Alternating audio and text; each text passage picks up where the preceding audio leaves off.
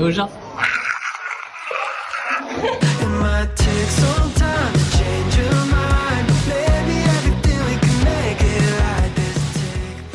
Hello! Salut, salut. On vous retrouve comme on vous l'a dit dans les 2 dernières vidéos pour vous faire un bilan de notre séjour au Japon. Au Japon, ouais. Pour vous donner tous les conseils qu'on peut vous donner, le budget. Pourquoi le Japon en fait? Parce qu'il y a beaucoup de Français qui veulent aller au Japon, c'est ça? C'est ça l'idée? Ah oui, Un c'est petit quand peu. même très demandé et puis on a toujours plein d'interrogations sur ce pays, comment est-ce que tout fonctionne, les trains, combien est-ce que ça coûte, les visites, enfin bref, tout. Donc, Et puis c'est un pays qui est un peu plus cher aussi. Et c'est un pays qui est un peu plus cher que les autres pays d'Asie du Sud-Est, comme la Thaïlande, l'Indonésie, la Malaisie, etc. Petite précision, on tourne cette vidéo en septembre 2025. Ouais. On a fait notre séjour en mars et en avril 2025. Donc tous les prix qu'on vous donne en yens, ce sont les prix durant notre séjour. On n'a pas du tout regardé si ça avait changé, même s'il y en a, on sait que ça a un petit peu évolué. Mais en tout cas, on vous donne le prix que nous, on a eu. Et toutes les conversions sont les conversions au moment du séjour. Actuellement, c'est plus avantageux. Si vous faites la conversion, ça vous coûtera moins cher. On ne voulait pas faire la conversion, on va vraiment vous donner ce que nous on a payé au moment de notre séjour. Donc du coup, si vous amusez à convertir des tarifs en yens qu'on va vous donner, vous n'allez pas tomber sur le même montant en euros, mais ça sera normal. Okay. Voilà. Donc c'est plus intéressant d'aller au Japon maintenant que quand on est en France. Okay. Donc voilà, précision importante. Et aussi, tous les tarifs qu'on donne, ça nous concerne nous deux. Oui. C'est pour nous deux, c'est pas par personne. C'est important aussi pour le budget final, du coup, vous ne doublez pas, ça sera le budget pour 2 adultes, en tout cas le nôtre. On va commencer par la première partie, l'itinéraire.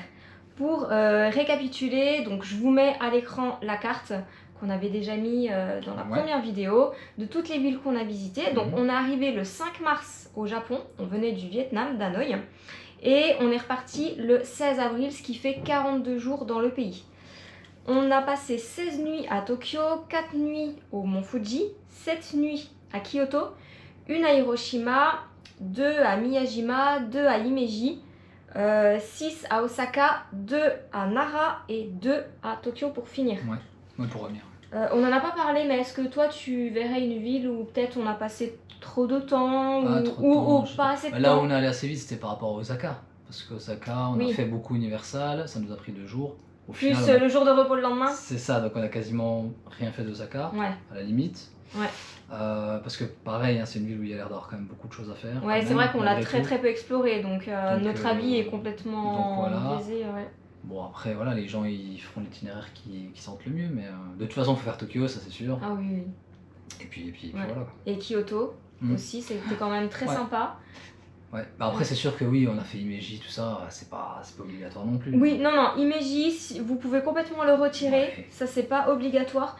Nous on a fait 2 nuits à Nara parce que on voulait, on avait 42 jours sur place, on a voyagé lentement, mais vous êtes même pas obligé de dormir à Nara, vous pouvez directement depuis Osaka ou depuis Kyoto faire une journée à Nara et l'inclure. À Nara, voilà, parce que du coup c'est très rapide d'y aller en métro, vous prenez même pas le Shinkansen, donc n'ayez pas peur, ça va pas vous coûter les yeux de la tête.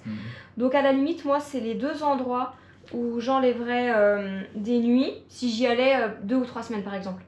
Et ensuite Tokyo, on a remis 2 nuits avant de partir, on aurait pu en passer qu'une. Mais au moment où on a préparé notre séjour, on pensait qu'on se referait une petite journée de visite, ce qui n'a pas été le cas. Mais c'est pas très grave, ça a permis de ne pas être dans le speed de retour à Tokyo au final. Et d'avoir une nuit proche de l'aéroport avant de partir. Donc voilà. Ensuite, c'est à ton tour. Ah oui, tu voulais parler de formalité d'arrivée. Voilà. Donc pour le Japon, donc la chance qu'on a avec un passeport français, c'est qu'il n'y a pas de visa pour arriver au Japon, donc ça c'est pas mal. Par contre, ils ont une sorte de formulaire, c'est un peu l'équivalent du formulaire ESTA américain, quoi. C'est-à-dire qu'il y a quelques... Bah non, parce que c'est pas payant. C'est vrai qu'il n'est pas payant. Mais oui, mais il y a plein de pays qui le font maintenant. Mais qui le font, Oui, de plus en plus en Asie. C'est vrai qu'on le voit de mois en mois que chaque fois qu'on débarque dans un pays qu'on a déjà visité, il y a des choses qui s'ajoutent. Donc il y a effectivement un formulaire à renseigner. Alors tu as mis le site, donc c'est Visit Japan Web, c'est ça? C'est l'application, vous pouvez le faire sur le site internet et vous avez une application, si je dis pas de bêtises, où vous récupérez vos QR codes. Voilà. Et donc l'énorme avantage, c'est que quand tu arrives à l'aéroport, du coup tu perds pas de temps, tu montes le QR code et tu passes tout de suite, plutôt que de remplir les informations sur place. Ça après maintenant les gens je pense qu'ils savent.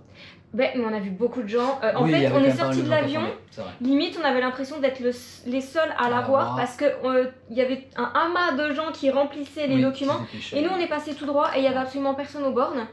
Alors que j'imagine que cette application c'est quand même pas nouveau. Bah j'en sais rien, peut-être, hein. On sait pas trop, elle a peut-être moins d'1 an et du coup les gens savent pas, ou se disent oh c'est bon ça prend pas beaucoup de temps, ça va pas vous prendre 2 heures, mais en fait vous êtes tous en même temps à remplir ces documents et donc vous serez tous en même temps à passer les contrôles, alors que nous, il y avait personne. Temps, ça crée de l'inconfort, tout ça, alors que si vous avez anticipé ça, bon bah voilà, vous passez, on a mis quoi, une demi-heure? Ouais, quelque chose comme ça pour sortir de l'aéroport, donc rien du tout en fait, pour dire qu'on était à Tokyo.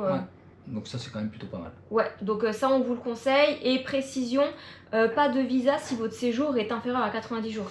Ah oui, c'est vrai qu'il y a dans cette règle là. Ouais, c'est comme en Malaisie par exemple. Si vous restez moins de 3 mois, il n'y a pas de visa à faire. Par contre, au-delà, c'est d'autres démarches qu'on ne maîtrise pas parce que vous n'êtes pas là en tant que touriste du coup. C'est ce que j'allais dire, ça après c'est plus du tourisme, donc à mon avis ça ne nous regarde pas. Non. Donc on va enchaîner avec la partie des transports. Donc nous, durant le séjour, on a pris l'avion pour arriver à Tokyo. Je vous mettrai le nom de l'aéroport parce que je l'ai plus en tête. Parce qu'il y en a 2 à Tokyo et on est arrivé dans celle qui est un peu plus éloignée. Mais ça a été pour rejoindre le centre-ville. On n'a pas trouvé ça très compliqué. Peut-être ça coûte un petit peu plus cher, ça prend un petit peu plus de temps. Mais en contrepartie, le billet d'avion est moins cher. Donc ça à vous de voir en fonction de votre budget. Prenez le temps de comparer. Et pour vous donner un ordre d'idée, alors à prendre avec des pincettes parce que nous on venait d'Hanoï au Vietnam. Si vous venez de la France ou d'un autre pays européen, bien évidemment que le billet ne vous coûtera absolument pas ce prix-là. Là tu parles vraiment du billet d'avion. On vous le donne quand même pour vous donner un ordre d'idée, mais c'est sûr que dans le budget global, si vous venez de France, n'en tenez pas compte parce que c'est complètement faussé. Depuis donc Hanoï, Tokyo et Tokyo, Singapour au moment de repartir, vous avez un petit teasing de la prochaine vidéo du coup. Oui, du coup. On a payé 545 €. Encore une fois, c'est pour nous deux. Hein. Donc voilà, donc si vous venez de France, aller-retour, ce sera pas ce prix-là. C'est clair, c'est clair. Donc, et c'est ce qui fait qu'on est venu au Japon pendant qu'on est en Asie, parce qu'on savait que le billet d'avion coûterait beaucoup moins cher.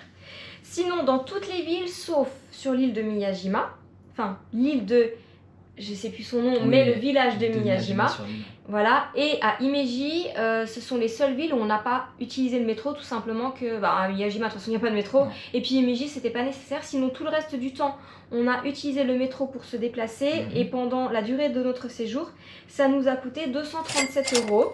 Le ferry pour rejoindre l'île où il y a Miyajima est inclus parce qu'on peut le payer avec la carte Suica. Donc là c'est le montant pour nous deux. Pour nous deux, pour la globalité du séjour, le métro, ouais c'est ça, des transports type métro. Ensuite on a pris un bus pour faire Tokyo, le mont Fuji. Et là nous deux on en a eu pour 27,20 € pour à peu près 2h30 de bus je crois, quelque chose comme ça. Donc c'est pas très loin et c'est pas très cher. À nous deux. En revanche, le bus de nuit pour partir du mont Fuji et rejoindre Kyoto, là c'était beaucoup plus complexe de trouver un trajet, je sais pas si tu te souviens. On savait même pas au début comment on allait faire, mais on a trouvé, il y avait des bus de nuit, 95 € à nous deux et bus de nuit, mais pas les bus de nuit au Vietnam ou en Thaïlande où vous êtes presque couché. Ouais, non, là c'est vraiment les bus où t'es assis et pas le classique quoi en fait. Ouais, les cars quoi. Donc il y a des rideaux etc. pour plonger le bus dans le noir et ça c'était bien fait. Mais par contre, vous restez assis, donc la nuit a été un peu compliquée. Ouais, non, c'est pas...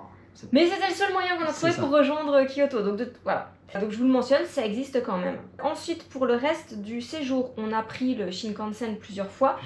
Et des trains locaux. Le Shinkansen qui est le TGV. C'est ça, en gros c'est le TGV mais qui va beaucoup plus vite. Il va encore plus vite. Ouais. Donc là, on a pris le Shinkansen pour faire Kyoto, Hiroshima. Ensuite, Hiroshima, Himeji. Et Kyoto, Tokyo, ça c'était le Shinkansen. Et ensuite Himeji, Osaka, Osaka, Nara, Nara, Kyoto. Là c'était des trains locaux qui coûtent beaucoup moins cher. C'est comme le métro sauf qu'il est en extérieur. Oui, parce que du coup le Shinkansen c'est quand même cher. Ah oui, oui. Les trajets le plus cher c'était Kyoto, Tokyo qui nous a coûté 160 € à nous deux je crois. Voilà. Et puis le trajet Kyoto, Hiroshima qui nous a coûté 110 € à nous deux. Ouais. Ouais, donc il y a du confort. Ah, par contre, il est top le train. Top, avec le wifi et tout, mais par contre, il est tarifé. C'est ça. Et donc, la globalité du train, donc Shinkansen plus les trains locaux, on en a eu pour 438 € à nous deux. Donc, ça reste un budget, mais faut pas oublier qu'on est descendu jusqu'à Hiroshima. Oui, sachant que c'est le moyen le moins cher et le plus efficace, parce que le problème c'est que taxi et compagnie, et puis par exemple pour faire Kyoto Hiroshima on aurait pu prendre des trains locaux, payer beaucoup moins cher mais on en avait pour la journée, ce qui fait qu'on n'aurait pas pu visiter Hiroshima, donc ça n'avait pas d'intérêt, sinon autant pas y aller. Oui, parce qu'on était limité, parce que notre séjour c'était quoi, 42 jours. 42 jours, ouais. Donc bon, donc on avait le temps, mais du coup dans notre itinéraire il aurait fallu qu'on prenne 2 jours supplémentaires pour nous permettre d'utiliser une journée complète pour descendre, après une journée pour remonter. pour payer moins cher, bon, voilà. Ouais, c'est un calcul à avoir. Le Japon, c'est très grand. Ouais. Donc, oui. Oui, quand même. Et ensuite, on a loué pendant 1 heure des vélos au Mont Fuji. Oui, ça, on avait. 6,20 €, ça c'est beaucoup moins cher, mais c'était qu'1 heure. Et c'était qu'1 heure, peut-être on aurait pu prendre un peu plus longtemps. Bah, c'était 1 heure ou c'était la journée, du coup. C'était un peu speed. Ouais, mais franchement, c'était sympa. Oui, c'était ça. Retournez voir la petite vidéo, je la mettrai dans le petit, je l'ai encore jamais fait ça. Limite, ouais, peut-être mettre un petit, ou un petit, je sais pas, un petit encadré. Je verrai, vous verrez ça tout de suite maintenant. Et pour t'expliquer un petit peu au niveau du Shinkansen, parce qu'alors nous on était un peu stressés par rapport à ça, on savait pas comment ça marchait, est-ce qu'il fallait réserver ou non les billets de train en avance. En fait, pas du tout. Clairement, vous arrivez à l'aéroport 30 minutes avant de partir, vous allez sur des bornes, vous choisissez le train que vous voulez. À noter quelque chose qui est très différent de chez nous et qui est vraiment très appréciable, c'est que vous preniez le train à 8h, 9h, 9h20, le tarif sera le même. Oui, ça il ne va pas changer en fait. Donc, quand vous arrivez, si vous décidez de prendre le train, vous dites bon bah je vais prendre celui de 9h30, j'ai 30 minutes devant moi et que pour une raison ou pour une autre vous faites quelque chose, vous le loupez ou quoi, vous pouvez prendre le train d'après, ça sera le même prix. Ouais, c'est vrai qu'il n'y a pas à anticiper, à réserver ses billets de train en se disant bah voilà si je les prends plus tôt ce sera moins cher, en fait ça n'existe pas au Japon. Voilà, c'est ça. Donc ça c'est vraiment très cool. En revanche, quand vous prenez le Shinkansen, il y a plusieurs options. Si vous faites comme nous, vous prenez un billet avec des sièges non réservés. Donc l'inconvénient c'est que vous pouvez arriver dans le train et qu'il n'y ait pas de siège disponible. C'est ce qu'on a eu. Faut mettre des coups de coude. C'est ce qu'on a eu quand on a fait Kyoto-Tokyo, le premier arrêt qui a duré à peu près 30 minutes. Là il n'y avait pas de siège de libre donc on a attendu debout. Voilà. Après on a pu s'asseoir parce qu'il y a des gens qui sont suffisamment descendus pour que ça libère les sièges. Voilà, c'est ça. Donc ça c'est l'inconvénient. En revanche l'énorme avantage c'est que vos billets de train vous coûtent bien moins cher.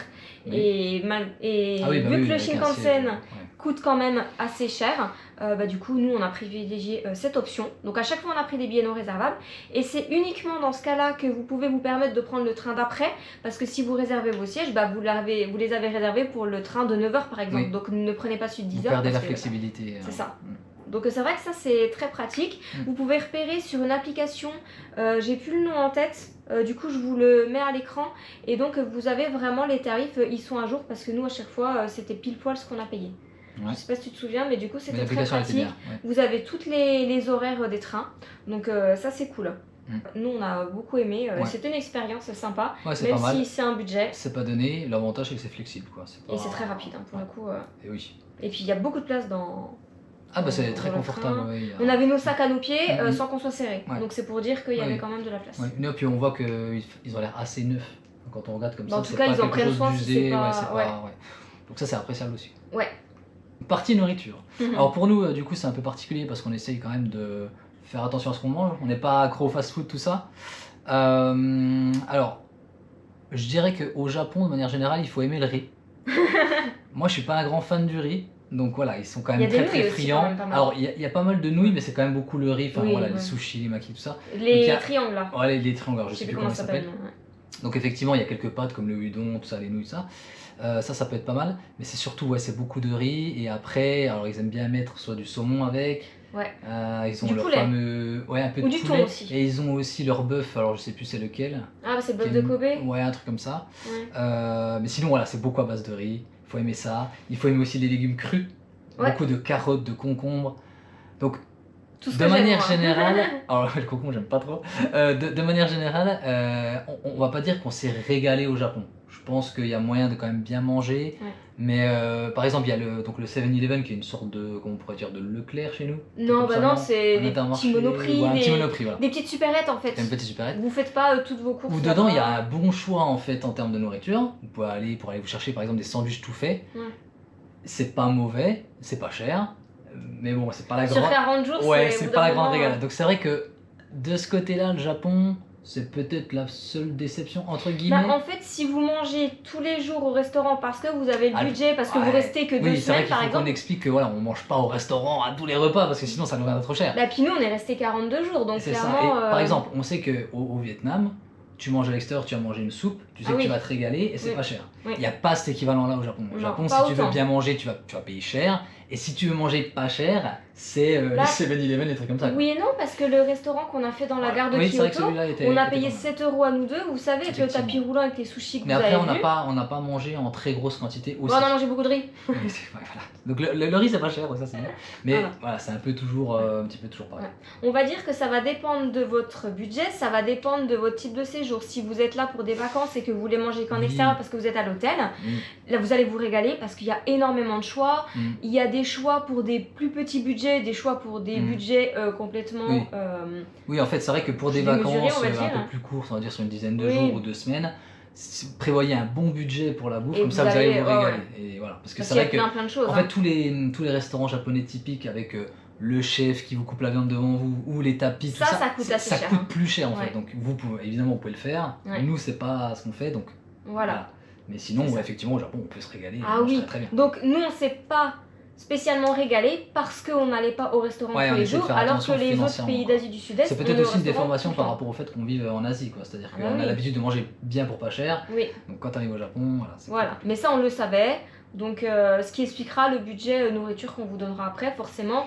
Pour le coup, ça sera à prendre avec des pincettes dans le sens où si vous allez manger tout le temps au restaurant, pour plus cher. Vous en aurez forcément pour plus cher. Oui, je pense que notre budget nourriture est assez faible. Peut-être, je pense. Sur 42 jours, je pense. Ah oui. Donc voilà, ça c'est à savoir. Donc les logements, là, très grande surprise. Contrairement à la nourriture, pour le coup, les logements au Japon, c'est quand même quelque chose. C'est-à-dire que... Oui, ils sont déjà... Bon, le Japon de manière générale, c'est un pays qui est propre. Déjà. Donc ça change aussi beaucoup du reste de l'Asie. On va pas dire que l'Asie c'est ça, mais voilà. En tout cas, il y a des logements qui peuvent être de mauvaise surprise.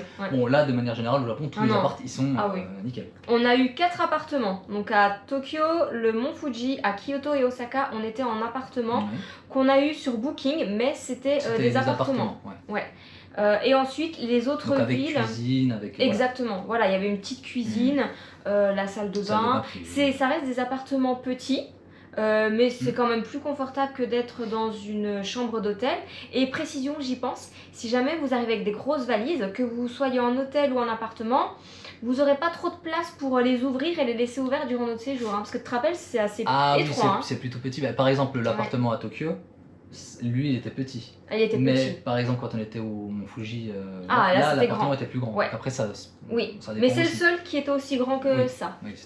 De là à laisser une grande valise ouverte. Si c'est une valise cabine, ça passe. Mais si vous arrivez avec des grosses valises... Il va falloir faire un petit peu de rangement. Mais il y a de quoi ranger aussi. Ça, donc ça reste des appartements petits, mais c'était quand même des appartements très confortables, très propres. Il y avait tout le nécessaire pour manger dans les appartements, là, en termes de vaisselle, etc. C'est toujours bien équipé. C'est aussi des appartements un peu ingénieux. Ils essaient de gagner en place comme c'est petit. Surtout sur Tokyo. Enfin voilà, on voyait que. Et après, c'est très bien entretenu. Il y avait aussi du matériel pour pouvoir faire le ménage. Typiquement, c'est des trucs qu'on retrouve pas forcément partout. Donc ça, c'est pas mal. Ils ont aussi un système, ce qu'ils aiment bien aussi, ce qu'on avait vu, c'est une sorte de système de chauffage dans la salle de bain qui te permet de sécher. Alors soit de se sécher soi-même, soit de sécher des habits que vous vendez, tout ça. Donc c'est ça. Nous, on l'utilisait quand on faisait sécher notre linge. Il y a du modernisme qu'on n'a pas ailleurs. Donc forcément, ça aide beaucoup. Il y a les fameux toilettes japonais, les fameux. Alors, on les a pas trop utilisés. Pas du tout. Mais du coup, c'est vrai que il y aura des amateurs. Voilà, c'est ça. Donc non, les appartements sont vraiment top. Donc le reste, on était dans des chambres d'hôtel. Et précision pour les chambres d'hôtel, regardez bien quand vous en réservez, et sans doute même pour les appartements, je sais pas, il y a des chambres d'hôtel fumeurs. On a eu le cas sur 2, Himeji et... non pas Hiroshima, je sais plus lequel. Je le vois mais je sais plus dans quelle ville, mais où ça sentait quand même fort la clope. Ça sentait fort la clope, Donc pour des non-fumeurs c'est clairement pas agréable.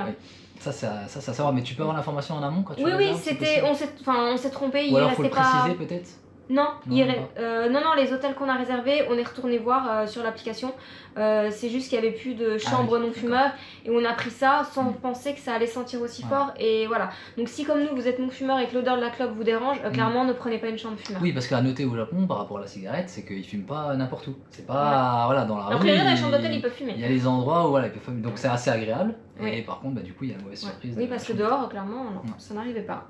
Et pour vous donner le budget total de nos logements, on en a eu pour 2236,92 € pour 42 nuits, soit en moyenne 53,26 € pour nous deux par nuit. Ce qui reste très correct pour le Japon et pour la durée de notre séjour. Ça peut vous sembler un gros montant, ça sera moins vous si vous faites un plus court séjour, mais ça dépend du montant de la nuit. Oui, ça dépend du type de logement aussi. Hein. Vrai que nous, on n'a pas été dans des hôtels trop chers. Hein. Vous voyez, 53 €. Est-ce que tu sais où c'était le plus cher? C'était Mont Fuji. J'ai plus le montant en tête. Donc si vous faites pas le Mont Fuji, hop, ça réduit un peu la note.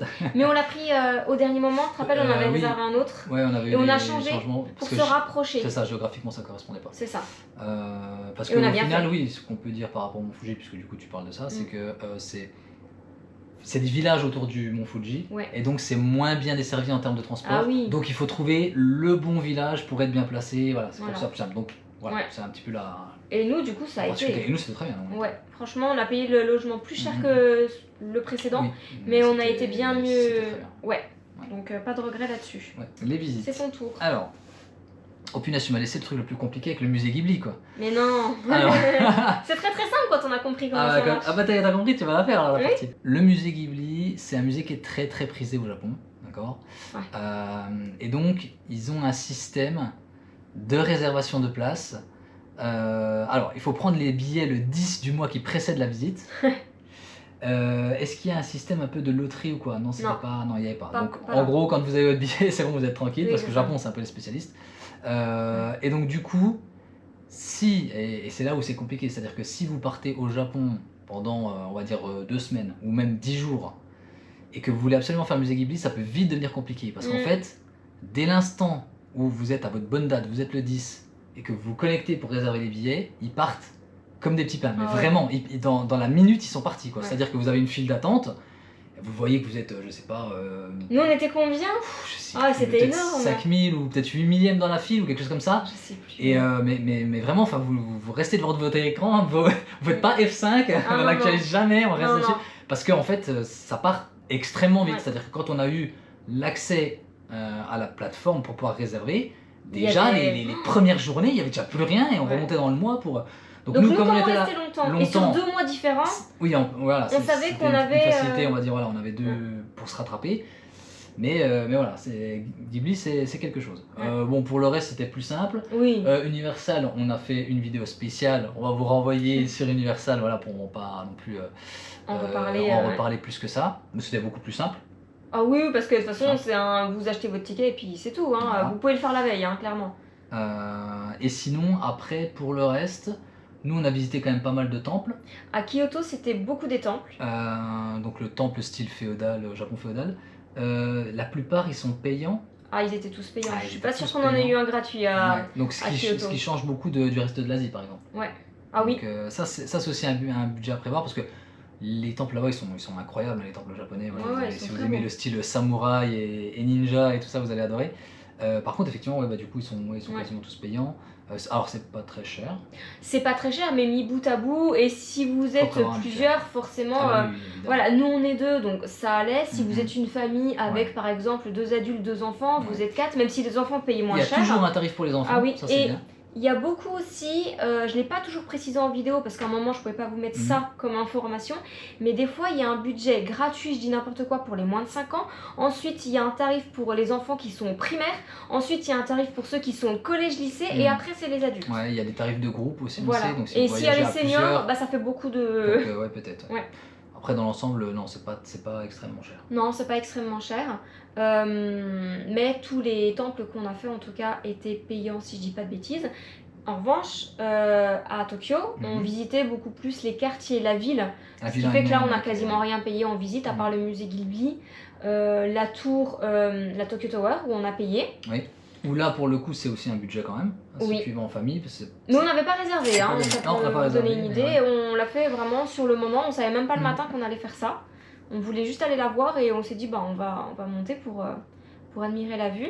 Mais sinon, en payant, on n'a pas fait d'autres visites à Tokyo.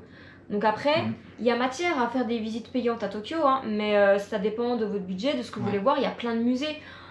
les musées c'est bien, mais on n'en fait pas non plus tout le temps. Ouais, après ça dépend des envies de... Voilà, c'est ça. Mais c'est vrai que la ville, par exemple, tu parlais de Tokyo, mais la ville de Tokyo et ses quartiers en elle-même vaut le coup d'être visitée. Ouais. Donc du coup, ça fait aussi baisser un petit peu le budget de visite. Vous pouvez très bien avoir un budget très faible de visite à Tokyo, parce que rien que la ville est complètement dingue à visiter. Bah, donc ça, c'est l'énorme avantage. Et pour Hiroshima, eh bien, c'est son musée.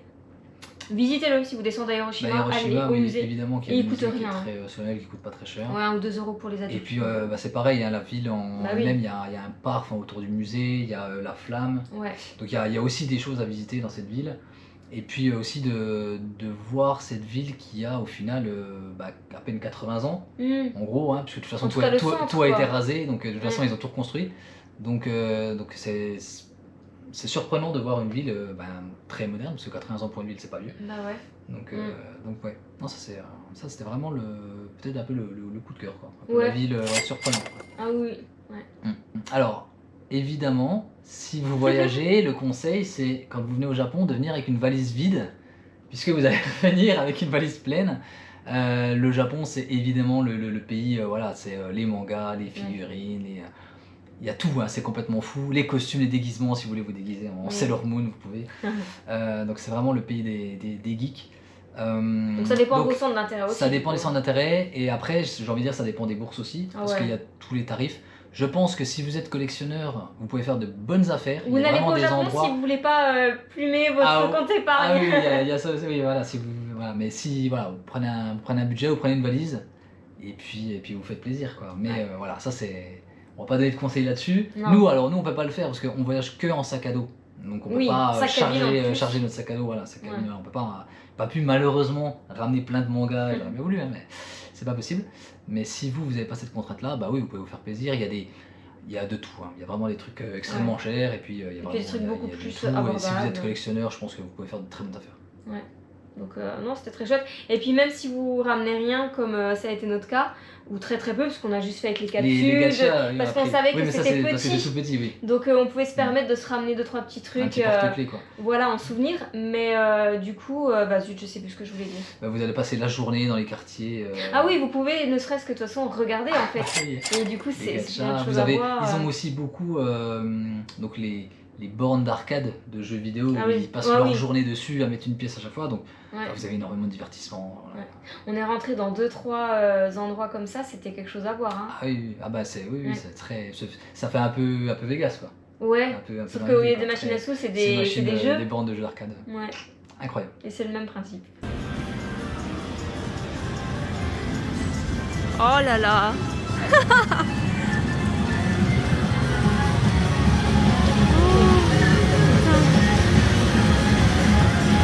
Il y a du divertissement pour adultes aussi, enfin voilà, il y a... Mais ça, on pourra pas en parler, mais on le voyait, voilà, le Japon, il y a beaucoup de trucs pour se divertir. Donc on a mis une partie sur les Japonais, donc nous on les a trouvés extrêmement gentils. On a eu plusieurs fois des gens qui sont venus nous demander si on avait besoin d'aide. J'ai plus d'exemples en tête, mais par exemple dans le métro... Ils sont très serviables, ils sont très calmes. On ne va pas s'énerver, ils parlent pas fort. Ce qui est drôle, c'est qu'ils nous parlent en japonais, parce que les japonais et l'anglais, ça fait deux. Donc ils parlent pas anglais la plupart. Enfin, en tout cas, on était surpris quand on voyait des gens qui parlaient bien anglais pour nous aider, tout ça. Généralement, les gens ils ne parlent pas. Donc ils vous parlent en japonais, et donc vous êtes là, oui, ok, très bien. Ouais, c'est ça. Donc on a eu aussi plusieurs fois, mais ça je pense que c'est comme on restait dans certains endroits en tout cas assez longtemps. Quand ils nous voyaient plusieurs fois, par exemple au 7-Eleven, ils le reconnaissaient. Voilà, et en fait ils étaient toujours très curieux de savoir d'où on venait. Mais vous venez d'où? Donc ça ils arrivaient à nous le demander, enfin plusieurs fois. Ils connaissent un peu les bases, mais c'est vrai que tu peux pas vraiment tenir une conversation avec eux, mais il y a quelques-uns qui parlent bien anglais, on va pas dire qu'ils parlent pas. Et c'est les plus jeunes. Mais oui, ils veulent vraiment savoir d'où on vient, et puis pourquoi on est là, combien de temps on reste. Ouais, voilà.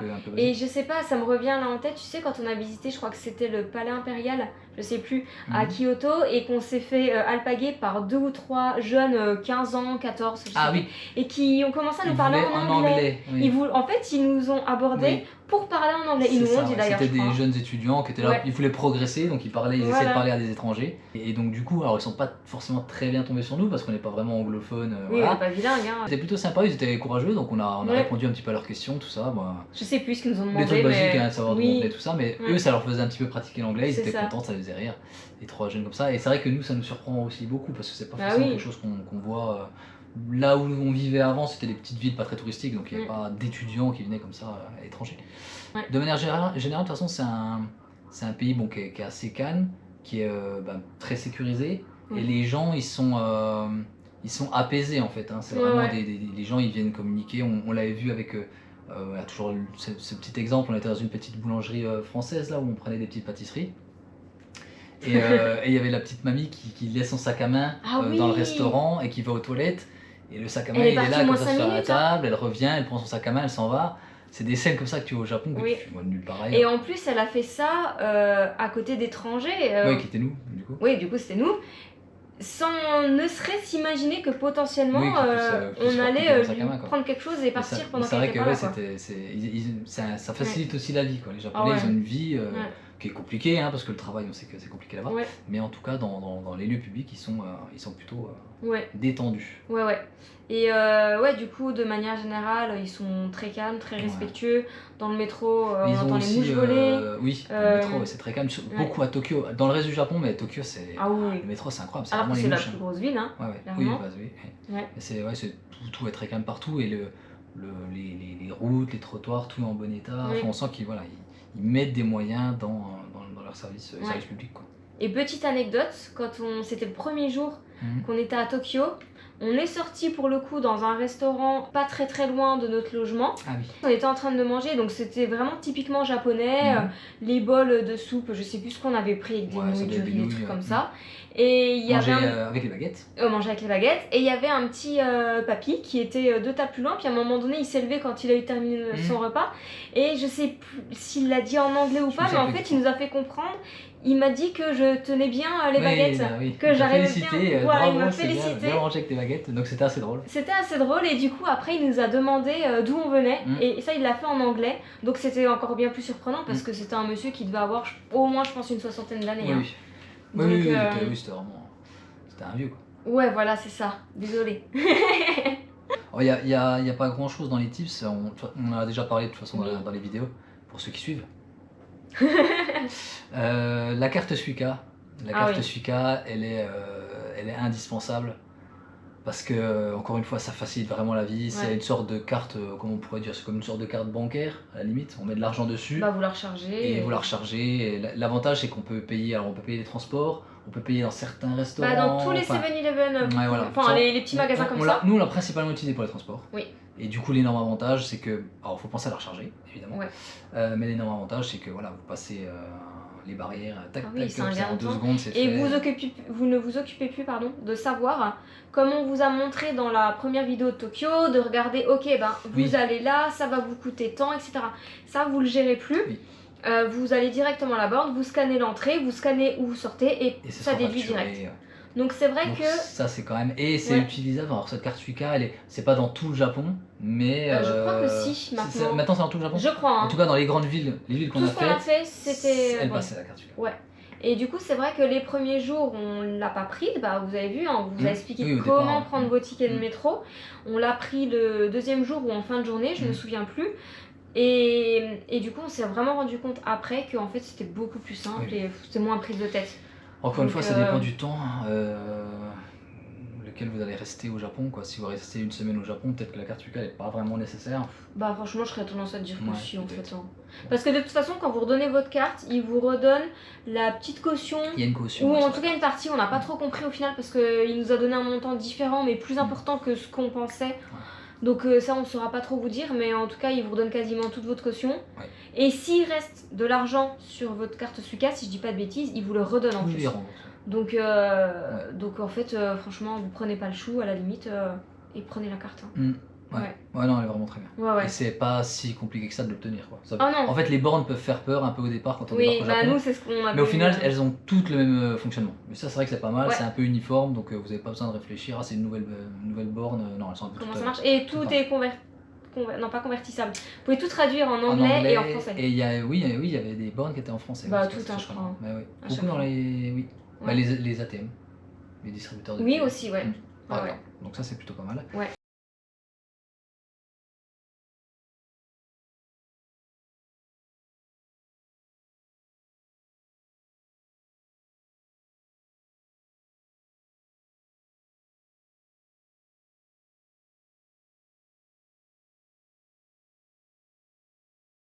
Et puis sinon, nous, ce qu'on a utilisé énormément aussi, c'est Google Maps dans les tips, parce qu'en fait, Google Maps, alors on sait que dans certains endroits, c'est très pratique, mais par exemple à Tokyo, c'était vraiment très précis. Ah oui. Donc ça c'est vraiment incroyable, parce que je suis même pas sûr que ce soit aussi précis chez nous. Non. Enfin, mais on n'est pas à Paris. Mais... Ouais, mais en tout cas à Tokyo, on avait vraiment l'heure précise de quand on va passer le train, et c'était vraiment à la minute près. Enfin, c'était. Ah oui. Et il vous donne le montant que vous allez payer. Il vous indique le numéro de la voie, la sortie. Donc ça, en général, on le retrouve même ici. La sortie, ça c'était très pratique. Oui. Quand vous avez votre itinéraire, bon, évidemment vous connaissez pas.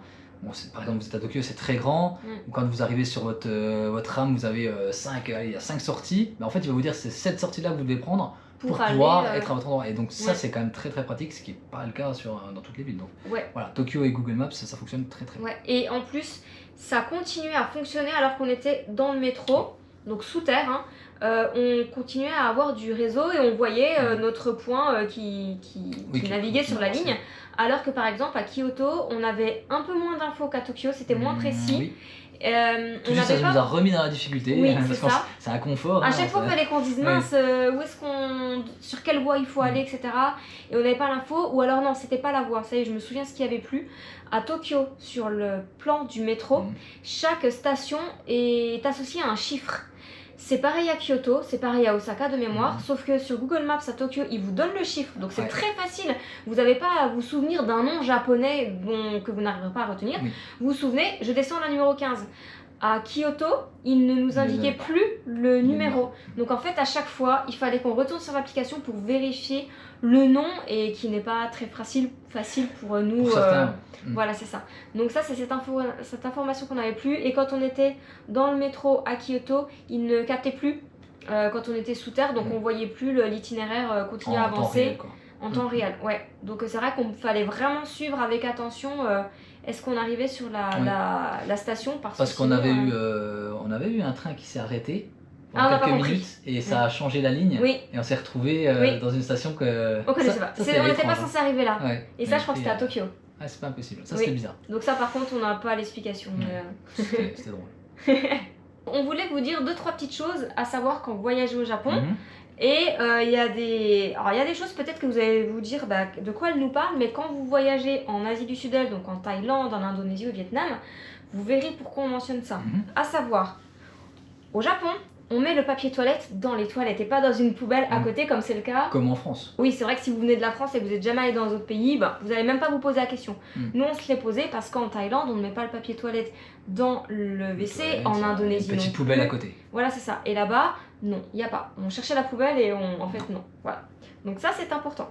On peut boire l'eau du robinet au Japon. Et ça, c'est un luxe, croyez-nous. Ça, les Français, ils se disent, attendez, mais on peut boire l'eau du robinet. Oui, mais pas en Asie. Non. Pas en Asie. Au Japon, c'est bon, il n'y a pas de souci. On l'a fait pendant 42 jours, il n'est absolument rien arrivé. Et de toute façon, elle est potable, il n'y a pas de problème. Attention, on ne parle absolument pas fort dans le métro au Japon. C'est vraiment les gens, ils ne parlent pas, ils chuchotent. C'est même pas on parle doucement, ils chuchotent même pas.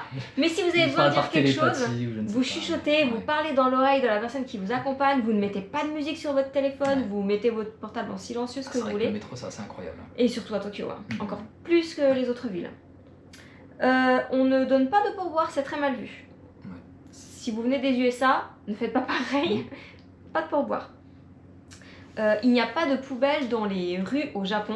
Ou alors très peu dans les parcs, on en a vu au parc Ueno, mais c'était vraiment un endroit spécifique avec des grosses bennes. Qui faisait presque même plus poubelle de recyclage. Oui, voilà, c'est ça. Donc ayez toujours un petit sac plastique sur vous, comme ça si vous consommez quelque chose, vous mettez vos mouchoirs, vos papiers, etc. Et quand vous êtes de retour à l'hôtel, vous jetez tout le soir dans votre chambre, mais sinon vous ne trouverez pas de poubelle, donc ne les cherchez pas. Et quelque chose qui est extrêmement appréciable, c'est qu'on trouve des toilettes très facilement partout, le métro, les gares, les centres commerciaux. Et en général, c'est arrivé une seule fois que tu m'as dit c'est un peu moyen, ils sont extrêmement propres. Ouais, c'est très propre. En général, c'est très propre, c'est gratuit. Oui. Donc ça c'est quand même une chance. Donc pour ceux qui ont une petite vessie, le Japon c'est pas un problème. Surtout dans les transports en commun. Donc ça c'était vraiment très cool. Ensuite on va enchaîner sur ce qu'on a aimé. On a aimé le calme. Le calme, Pour ceux qui aiment le calme, le Japon c'est le paradis. Le parc du Ueno c'est un bon exemple parce que il y avait beaucoup de monde. Mais c'est pas la cohue, les gens crient pas. En bas du château d'Himeji aussi.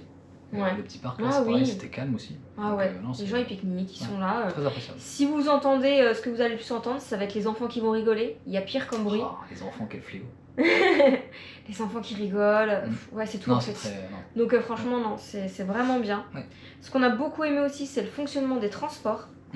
Ça marche hyper bien. Les trains sont à l'heure. Oh punaise. C'est propre. Il y a toujours quelqu'un si vous avez besoin d'une info. Il y a des machines en libre service et qui fonctionnent, où vous achetez vos tickets. Sinon, il y a des guichets si vous préférez avoir affaire à un être humain. Donc non, ça c'est vrai que de manière générale, il n'y a rien qui est cassé finalement. Non. Les distributeurs ils marchent très bien. Les bornes, il y en a beaucoup les distributeurs là-bas. Pour acheter vos tickets, c'est un peu le pays aussi des distributeurs. Donc c'est vrai qu'on n'a pas parlé forcément, mais vous avez des distributeurs de boissons, de repas, vous avez boissons chaudes, boissons froides. Ça, des glaces. Vous avez des distributeurs de glaces. Des glaces chaudes et des glaces froides. Oui, évidemment. Pour ceux qui ont suivi la vidéo de Tokyo. Mais donc oui, ils ont cette culture du distributeur, ils sont vraiment au top à ce niveau-là. Et ils marchent en fait. Et ils fonctionnent tous, vous n'arrivez pas devant un truc et c'est la mauvaise surprise, ça marche pas, ça marche toujours. Ça rend la monnaie, enfin bref, ça fonctionne très très bien. Ce qu'on a beaucoup aimé aussi, c'est les logements qui sont propres. Les logements et les toilettes publiques, du coup, comme on disait juste avant. Les logements sont propres. Les logements, on n'a jamais eu une mauvaise surprise. Très bien, ils sont bien optimisés dans l'espace, c'est bien pensé. Et de manière générale, l'accueil des Japonais, c'est toujours franchement impeccable. On va vous partager notre petit top 3 de ce qu'on a préféré, qui est différent. Tiens, tu veux que tu dis le tien en premier? Tu veux que je dise le mien? Alors, donc du coup, moi... Il n'y a pas d'ordre entre les trois. Ce que j'ai préféré, alors évidemment Tokyo, la ville de Tokyo. Donc à Tokyo, ce que j'ai bien aimé, c'est le quartier de Shibuya, et puis aussi le quartier geek, donc Akihabara. Forcément, bon voilà, après chacun ses affinités, mais voilà, tout ce qui est manga, moi ça me plaît bien.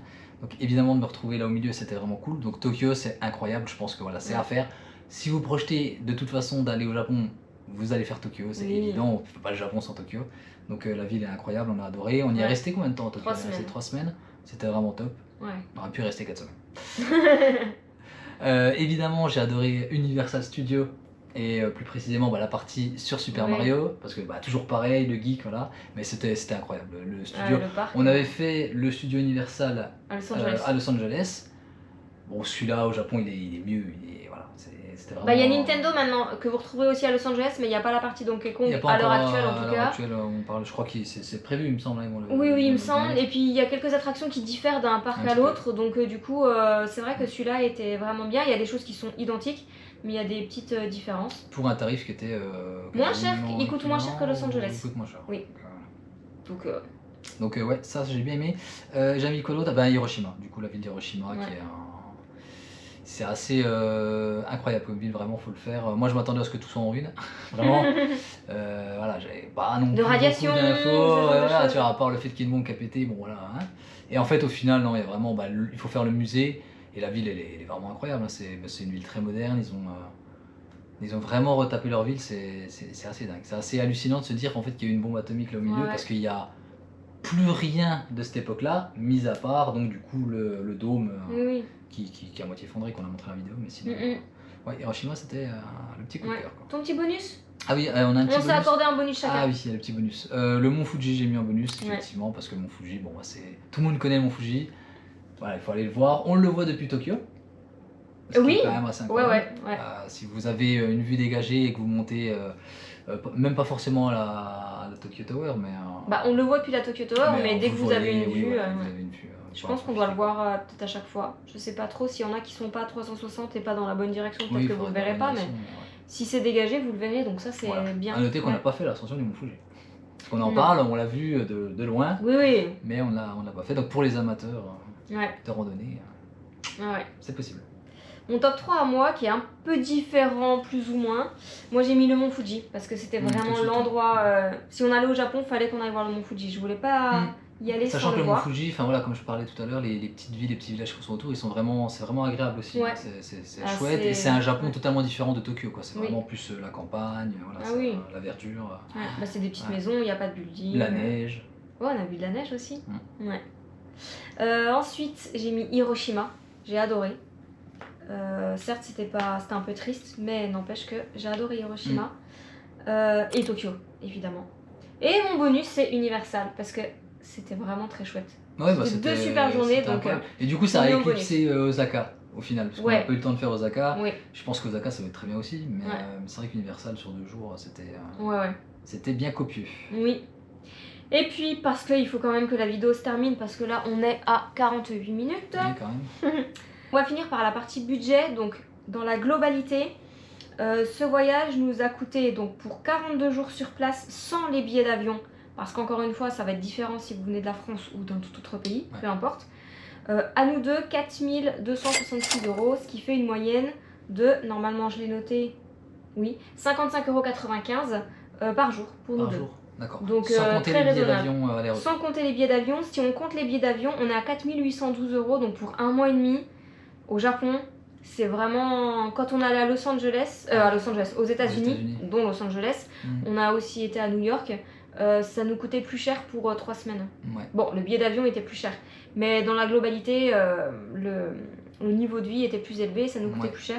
Là, franchement, ça a été une bonne surprise. On pensait que ça nous coûterait plus cher. Surtout vis-à-vis de Tokyo, où on peut penser que c'est une ville assez chère, et finalement, de ce qu'on a vu, le train de vie sur Tokyo, c'est même moins cher qu'à Paris. Ouais. Donc voilà, donc ça c'est bon à savoir aussi si vous préparez un voyage pour le Japon. C'est un budget, mais voilà, ça va encore. Ouais. Bon, sachant que nous, voilà, c'est un budget à 2. Vous avez des enfants, il faut rajouter. Évidemment. Voilà, si vous avez des enfants, si vous allez au restaurant tous les jours, si vous faites plus de visites payantes, parce que vous l'avez compris, nous c'était pas le cas. Après, encore une fois, pour ceux qui n'ont pas suivi peut-être nos anciennes vidéos ou qui ne nous connaissent pas, on travaille, donc du coup on n'a pas passé 43 jours à visiter, donc forcément il y a des jours... Effectivement, ça joue aussi, mais on faisait rien. Voilà, il y a des jours, les seules dépenses qu'on avait, c'était notre logement qui était en cours, et puis pour se nourrir. Mais on faisait pas de visite, on prenait pas le métro. Oui, c'est sûr que peut-être que si vous partez pour 2 semaines, mais que c'est vraiment full vacances... vous aurez peut-être le même budget que nous, pour moins longtemps, mais pour des vacances, parce que forcément vous allez manger tout le temps au restaurant, et puis vous allez faire plus de visites payantes, voilà. Donc, mais c'est pour vous donner un ordre d'idée qu'en fait un budget d'un séjour au Japon, si vous vous renseignez bien, si vous maîtrisez bien votre budget, que peut-être vous faites quelques petites concessions à droite à gauche, que vous n'avez pas un budget monstrueux, c'est pas un voyage qui va vous coûter aussi cher que pourrait vous coûter un séjour aux États-Unis. Moi, clairement, je pense que le Japon coûte moins cher qu'aux États-Unis. Oui, parce qu'en plus, les États-Unis, on l'a fait il y a quelques années, donc avec le coût d'inflation, tout a augmenté. C'était avant le Covid qu'on y était, donc forcément, ça a joué. Donc je pense qu'aujourd'hui, ça va être encore un petit peu plus cher, donc effectivement, il y a quand même une petite différence. Donc si jamais vous hésitez pour un voyage, on va dire, cher, le Japon, c'est peut-être un petit peu moins cher. Si votre budget, en tout cas, vous freine un peu dans le choix de la destination, je pense que le Japon peut être plus abordable. Et beaucoup plus des paysans. C'est très différent de chez nous. Les États-Unis aussi, mais c'est un peu plus comme en Europe, alors que le Japon n'a rien de... Enfin, c'est pas comme chez nous du tout. Et c'était très très chouette, on en garde un très bon souvenir. Et évidemment, on recommande. Donc ceux qui peuvent aller au Japon. Ah ouais, et nous on le refera d'ici quelques années, je pense. On le refera, Pas tout de suite, mais il y en a d'autres qui vont venir avant. Oui. Voilà. Comme Singapour, vu que t'as vendu la mèche. Oui, comme Singapour. Mais on y restait beaucoup moins longtemps parce que là c'est beaucoup plus cher.